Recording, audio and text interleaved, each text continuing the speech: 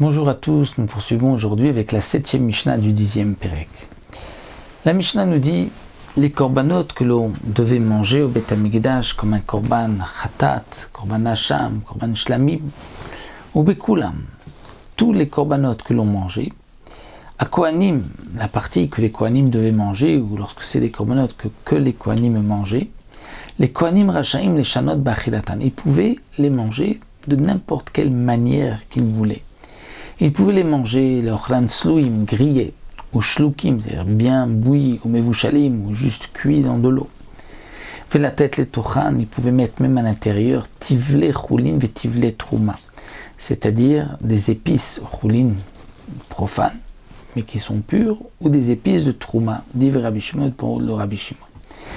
Donc pourquoi les Kohanim peuvent manger comme ils voulaient? Parce que c'est marqué, je te l'ai donné les moshra, c'est-à-dire l'igdoula. Ça a été donné aux Kohanim l'igdoula, c'est-à-dire comme grandeur de manger les korbanot.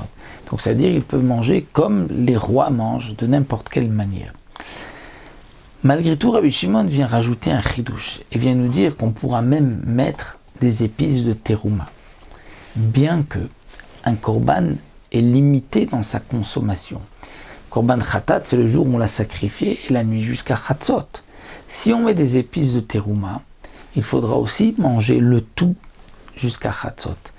Et si arrive chatzot et qu'on n'a pas mangé, on ne pourra plus manger par la suite et la terouma devait être mangée, eh bien, Rabbi Shimon dit, c'est pas grave, tu as le droit de mélanger en essayant de tout manger avant chatzot.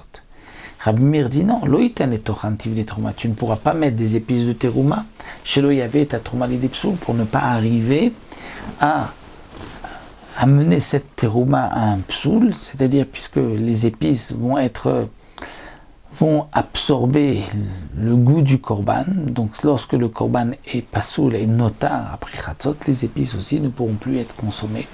Et donc on ne peut pas amener des épices de terouma à un psoul. Ça c'est ce que pense Rabbi Meir. Rabbi Shimon dit, il n'y a pas de problème, on peut même mélanger des épices de terouma. Donc c'est une petite Mishnah, et on se retrouvera Bezrat Hashem avec la 8e, la dernière Mishnah de ce Pérec.